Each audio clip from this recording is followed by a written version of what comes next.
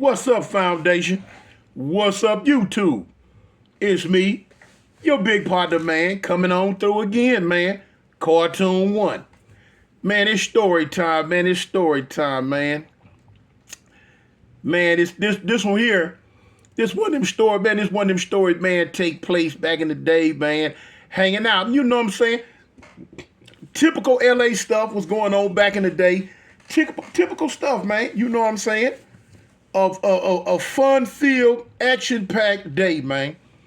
You know, this story, man, takes place on the west side, man. On the west side, back in the 80s, man. You know, I'm from Fire Trey Avalon. Our closest allies have always been the A-Trey gangsters. You know what I'm saying? Us and the A-Trey gangsters, we've always been close. We always been cool. We've always been down with each other. You know what I'm saying? Always. You know what I'm saying? Since the early 80s. You're like, you know, just boom. It's just us and them. So, you know, quite naturally, I spent a lot of time over there in they set. I spent a lot of time over there all the time, man.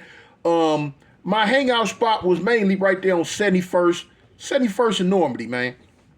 I used to kick it over there all the time, man. That was the spot. That's that north side A-Trey gangster. And it was, man, everybody used to be up and down the street kicking it, you know, just hanging out, man. I used to be over the homeboy Trey Ball spot all the time, man. Me and little Trey Ball, you know what I'm saying? We hooked up in White, man. It had always been cool, man. And it was like one of them things, man. If I wasn't in my set, or if I wasn't in the Fire Trays, I was in the Avalon Gardens. If I wasn't in the Avalon Gardens, I was right there on 71st and Normandy. And it was just cool, man. Everybody was over there, was just doing their thing, man, hanging out, man. Man, look, reminds me, no. But this right here took place one day, man. Me and the homie Lil Timmy Tucker from A-Trey Gangster. We always together a lot of times, you know. And I never forget, man, me and Timmy Tucker was leaving from over my house. And we ended up going up to South Park. We kicked it for a little while. We were doing our thug dizzle. And we ended up leaving, going back to the gangsters. Now, at the time, I can't remember where Crazy Ray was. I can't remember where he was, because this was one of them rare times that me and the homie was not together. And that was a rarity when me and the homie wasn't together. But most of the times he was there. But anyway, I don't know where Cubs was at this time. But anyway, me and Timmy Tucker from the A-Trey Gangster, we was together. So after we ended up leaving the Fire Tray, he was like, "Well, come on, Cub, man, let's go back to the west side, homie. Let's go over there and see what's going on. Bet it up. Let's bounce over here." So Cub, boom. We bounced back over there, you know what I'm saying? Wasn't a whole lot jumping, you know, it was a lazy day. So I see the homie Lil Hard Dog, I see Lil Spike, Mad Bone, Lil Trey Ball, you know the homie Frog, you know what I'm saying? All the homies that was hanging out, that used to hang out on that street and kick it. It was all type of homies that was coming and going all day long. So they, you know what I'm saying, they doing the weed thing, the drinking thing, and the whole little hookup. So I'm like, cuz, look, I'm finna go back to the east side. When I come back, we gonna find something to do, get into. So they're like, cool. So I end up leaving. But now I don't go back to the east side. I end up going to Linwood, my baby mama house. And and the baby mama that I'm talking about then, she was from A-Trey Gangster too, though. But she stayed in Linwood. Get out there, man. I go to arguing with her, fussing and fighting with her, and end up almost popping her. When I say it end up almost popping her, with that thing, man, because like I say, I don't put my hands on women. I don't beat no women, but like I got a snap temper, and sometimes it'll go. Today was one of them days, and she had a real smart mouth. I probably made a video about this before. She had a very smart mouth, very, very, very, very, very smart mouth. And just so happens, but I scooped up one of my homeboys. I seen one of my homeboys, and I scooped him up. My homeboy, Lil Man, he was with me. And I think I did a video on this, what happened on right this. I'm going to skim it But I end up taking cuz over there with me. And me and her go to arguing, fussing, fighting, all of those, not physically fighting, but just, she talk mass crazy. I'm like, man, I couldn't take it, man. So anyway, the homegirl Big Lynn from A-Tray Gangster, she was over there too. Now her and Big Lynn, they was road dogs. They was always together. Big Lynn had a big old ugly canary yellow Cadillac at the time. So man, my baby mama tripping and going crazy. So I'm telling, I'm like, man, you better watch your mouth before I do something to you, woman. You tripping. So she ain't gonna whoop whoop whoop whoop whoop whoop whoop. So she fired on me. She fired on me. Man, listen. That's how it seemed like it always go. 9 out of 10 times out of, man, the women I have end up trying to punch on me. Okay, what it be? Now, here it is. I've been a big dude forever. But now, when I go to getting at girls, they used to be, you know what I'm saying? They kind of like me, but they were like, dang, they was kind of hesitant because of my size back then. And they was, I know they were trying to think, man, if this dude hit me, he gonna hurt me. And I would always have to explain to them, look, baby, I ain't into jumping on the women. I don't put my hands on women. You know what I'm saying? I just get up and go, which that's what I would do. I would get up and go. Just, man, leave them alone. And they got to the point after so long with them popping off at the mouth, saying certain stuff, doing certain stuff, and I ain't put the paws on their jaws, which the average dude probably would have been done. They get in their head, oh shoot, I can get away with murder. He ain't gonna do nothing. And they push the envelope. Then they get to the point to where they pump their little nuts up, if they had some, to take off on me. So man, with her, me and her, man, it plenty of time driving. She tried to dope fiend me, and I got to try to grab her hand, grab her, push her back, keep her up off of me. She got to the point where she took it to a whole nother level. She trying to give it all she got. She trying to really get down for her grits and gravy on me. I used to go through this with her, man. I don't know why I didn't leave that girl a long time ago, but that day, that happened, man. You know what I'm saying? I end up drawing down on her, and she in the car, and the homegirl Big Lynn hollering, no, my baby in the car, don't do that. I end up like, man, you know what? Let me get up out of here. Let me get up out of here before I've been to did something that I really, really regret. Man, the whole day, look, that was the prelude to a bad day itself. You know what I'm saying? And it really wasn't as much as me kind of getting up out of there. They kind of got up out of there, and I kind of chased them a little bit. But she shook me. Anyway, let that go. Boom. I think I put that in another video anyway, but boom. When she shook me, we end up going back to the set. Kicked it in the set for a minute, did some things. And the homie sister ended up popping up. And he need to go with his sister. He like, well, cuz, look, I'm going to go with my sister, man, blah, blah, blah, blah, blah. All right, well, do what you got to do. So now, kicked it around on the east side for a minute. Anyway, as it got kind of later, I ended up leaving, going back over to the gangsters, going back to A-Tray Gangsterhood.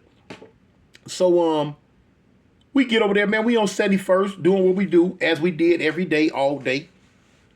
And we were like, well, cuz, come on, man, we finna go up to the corner on the liquor store. Now, they had a liquor store right there on 71st, on Normandy and, what was that? On Normandy and, that was on Normandy and Florence. Right there on the corner of Florence and Normandy, where the truck driver, Reginald Denny, got popped in the head. Right there on that same corner, that same liquor store. If y'all go back, that's where we used to kick it at that liquor store right there. That's the A-Tray Gangster liquor store. So we kicking it on the side, and man, we out there, man, about 7-8 deep, just talking.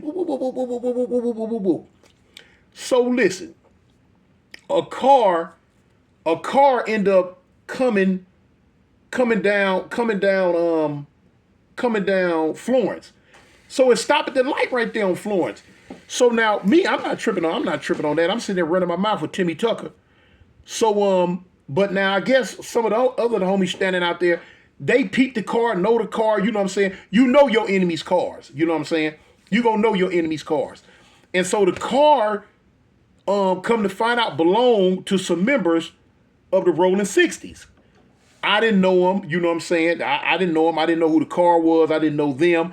But anyway, as they do in LA, dudes start dissing. Whoop, whoop, whoop, whoop, whoop. So dudes in the car, well, I ain't no guess they did. They dish back, but now at the time when they dissing, they didn't say nothing when the light was red. But now the homies from the gangsters, they whoop whoop this and that, blah blah blah blah blah. So when the light turned green, they pull off. That's when they dish back. Whoop, blank this, blank that, blank this, blank that. Ain't nobody really tripping though. Ain't nobody really tripping. You know what I'm saying? Because they going on by their business. You know, just stuff like that happens in LA. Daily traffic, passing each other. You know what I'm saying? Gang infested area. You gonna run into people all the time. But now, little did we know what was coming. Lo and behold, now how far they went down, I don't know. But they came back around. How far around they came or what streets they turned up and down, I don't know. I can't tell you. But now, next thing you know, they coming down Normandy. So now at that time back then, if you come down Normandy and we standing on the side of the liquor store on the Normandy side, you can't really see the car until it get to about 71st. But now you'd have to be standing out some to see it crossing 71st, finna come up toward Florence. If not, if you standing up on that little curb that's on the side of the liquor store, you're not gonna see the car till it's right there up on you. And we wasn't paying no attention. We wasn't tripping. We wasn't looking for no type of retaliation or none of that. But the car come all the way around, and by the time somebody noticed the car, one of the homies point, "Oh, cuz, look," and went down like this here.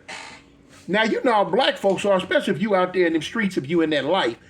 When one run, everybody run. You ain't even finna look to try to see what's going on. You ain't gonna even worry about that till after you get down the street and then stop and turn around like, man, what? And that's what happened. So, man, listen. They start, by the time they boom, they start dumping. Boom, boom, boom, boom, boom, boom. Out the car. By this time, everybody's scattering. I never forget, man, because I almost dislocated my shoulder. I bumped into somebody. I don't know who I bumped into. But it was one of the homies had a truck right there. I think it was Timmy Tucker truck, if I'm not mistaken. But anyway, as where I was running toward Florence, but now I'm so dumb, I go around the back of the car and was running out toward the car that was shooting. I wanted to get between the truck. I wanted to get from between the truck and the car that was right there. And I was running, and I was going to veer this way, going toward Florence. Excuse me.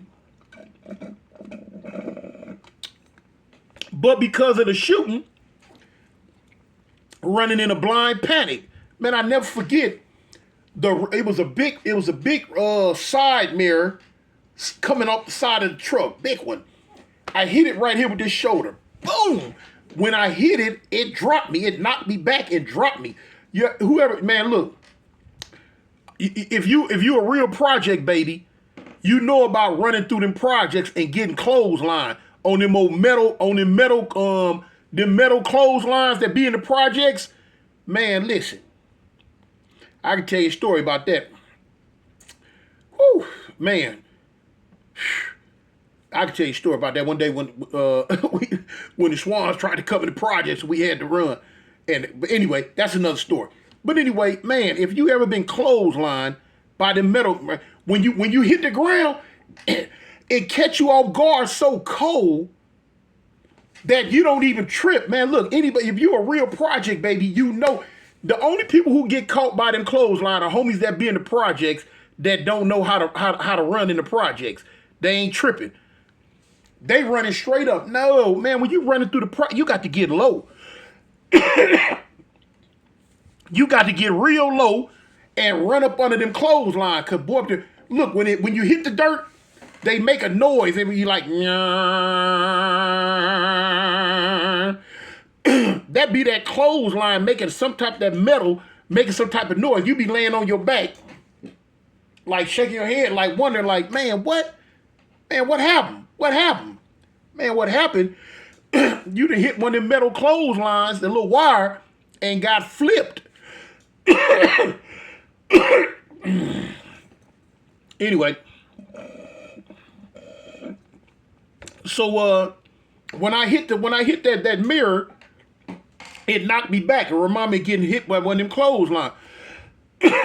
But all I knew, I had to go. I think my feet was still doing this when I was on the ground. But man, I caught traction. I come up off that ground, and for real, by then the shooting had really stopped. The shooting had stopped. The car was gone. So when I come up off the ground, I don't even run toward Florence no more. I take off back towards 71st. And Herb got down there. I got back on 71st so quick. When I got back around there, man, dude was like, man, what happened? What? Of course, you know, dudes talking about it. You know what I'm saying? Man, this, that, and this. This, that. What happened? So now now everybody mad. Now everybody hot. You know what I'm saying? Everybody mad. So, you know. Anyway, so later on that day, when I end up leaving from over there, I end up going back to the hood. Now this some tripped out stuff, man. Cause this is something that happens when you live in our lifestyle, man. This is the type of day that you will go through, especially if you really in the mix. Really in the mix. I would always get out. I would stay 2 weeks, a month and a half, 2 months, 3 months, 4 months at the most. Was before now was the longest I ever stayed out. But let me tell you something. The way, man, I run them streets, man, I would do more within a 3 to 4 month period than the average dude would do in a whole year. Yeah, because I was on it, because the way my mind worked back then, I always knew eventually I was going back to jail. I was going back to jail in any given moment. I was going back. So I would just try to do it all, get it all in, from 8 to 80, blind, crippled, and crazy. Get it all in. You know what I'm saying? Y'all remember that saying where it say, it was that Army saying, we do more, what they say, we do more before 6 a.m. than the rest of the world do all day. The Army. You know what I'm saying? That was some type of recruitment thing they had on the Army. And that's what I used to say. I say, man, shoot, I do more before 6 a.m. than the rest of the Crips did all day. You know? Because I was on it. But anyway, I left from over there, ended up going back to the set. So, you know, when I get to South Park, homies in the park, kicking it, hanging out, doing what they do.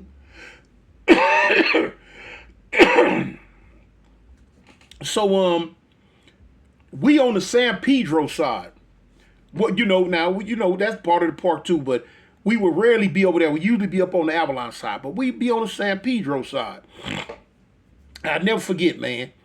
It was about 7 or 8 of us, and we just happened to be, like I say, on the San Pedro side, kicking it. Probably was getting ready to go down Park Walk and come out on the back street, which is 49th Street. But man, look, a car ride up. And dudes, the window come down a little bit. So somebody holler out the window, oh, what's up, cuz? What's up, cuz? Now let me tell you something. In LA, that's a sign of you finna get bust on. Now, what Crips would do back then, they would ride up into the blood hoods and say, what's up, blood? Try to get them to acknowledge that they were that, and then go to dumping. Bloods would do the same thing. They would ride up into a Crip hood, and they would start hollering, oh, what's up, cuz? So get you to acknowledge that, okay, you are what they looking for. You can peep it that's what this was at the time. Because any other Crips that's come looking for us, the window gonna be down because they know this is Fire Trey Avalon hood. Anybody out here like this, Fire Trey Avalons. To do it like that, even if you were an enemy Crip hood, you wouldn't have rolled up with your window up like that. No. because you'd already known. But so now when the car ride up and the window come down a little bit, and they said it, so now immediately everybody antennas go up. You know what I'm saying? You could tell when the antennas go because dudes kind of like go to back it up. When you see this happen and you see dudes taking that first step back, like, you know, it be one of them like, oh, cuz, who was that, homie? Hey man, who is that? Who, you know, when they go to doing that, they get ready to take off. They get ready to go. I ain't mad at them because hey, I do it. You know what I'm saying? Especially if I ain't heated. Dudes get ready to go. So homies was already doing that. In fact, me, I'm kind of like, cause who was that? So now we tell it cause who heated? Cause now we talking under our breath. We looking at the car because the car is sitting there. So homie like, cuz, who got a gun? Who got a gun? Cuz, what's up? So one of the little homies like, cuz, I'm heated. I got a gun. We like, fool, bust. We tell him, cuz, get off on him. He like, cuz, who is that? We don't know, cuz, don't make no difference. Get off. So before the homie can get off, the window come all the way down, and dudes go to letting off out the car. Boom, boom, boom, boom, boom, boom, boom, boom, boom, boom, boom, boom, boom. Everybody running, scattered through the park, Ain't nobody get hit. You can hear the car peeling out, getting on. So now, dudes ran, A situation like this here, ain't nobody gonna run too long because we right there in the hood. So we kind of met up again on the Avalon side. So, homie, like, ain't nobody rattled for real. Ain't nobody really tripping because this is the type of shenanigans that goes on and went on every day. You become jaded. You become used to it. Getting shot at, wasn't nothing. Shooting somebody, wasn't nothing. Deaths, of course they heard it, but you used to them. You became desensitized to this way of life. You know what I'm saying? It didn't even matter. It was just like, okay, we get shot at over here. We run down here. Now we all form up over here. And boom, I remember I shot at one dude 3 times in one night. Within an hour and a half span. You know what I'm saying? He ducked and rolled and got up. We come back again. See him dang there on the same block. Bang, go, the whole hookup. This was the norm. This was the norm, especially back in the 80s, man. This was the norm. And so, like I say, when we took off, we ran, boom. So now all this had happened that day, in that one day. And some people who don't live that life, they'll look at it, they'll be like, man, I can't live like that. Man, that's crazy. But for, man, those that was in it to win it, that was in that life, that was a everyday get out. That was an everyday get out. You know what I'm saying? You get so used to it, it just is what it is. It was what it was. Didn't pay no attention to it. Some people could go, man, look, some people could go through that and it'll give them a nervous breakdown. Oh. Man, look, it don't be no problem. The only thing be on your mind is retaliation. You know what I'm saying? Like we used to say in the pen, playing cards or dominoes, you kill my dog, I kill your cat. You kill my dog, I kill your cat. But, it's sad. A lot of you can look at it now and say that's sad. But, you look at like how them people grew up over there in Vietnam and over there in a lot of them third world countries, El Salvador and all them places like that. Imagine why they like they are how they are. Because they grow up with death and murder all day, every day. From a kid on up, they are desensitized to it. That is what it is, and that's how, what I'm saying, gang members and gangbangers was in L.A. They grew up desensitized to it because this took place every day. After going to so many funerals, it's like it didn't even faze you no more. But anyway, man, that's me. Let you know about how a day in the life back then. Y'all stay safe, man. Stay above ground, man. Peace. I represent the gangsters.